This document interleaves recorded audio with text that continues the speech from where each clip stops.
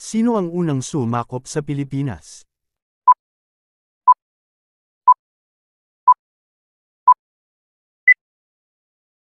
Anong taon nagsimula ang pananakop ng Kastila sa Pilipinas?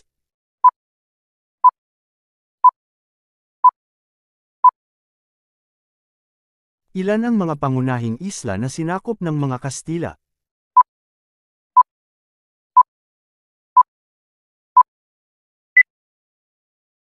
Sino ang lider ng pambansang puwersa ng Pilipinas noong panahon ng mga Kastila?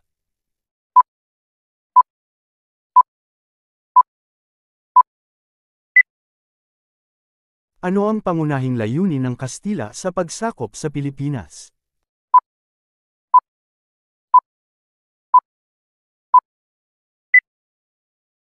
Ilan taon nagtagal ang pananakop ng Kastila sa Pilipinas?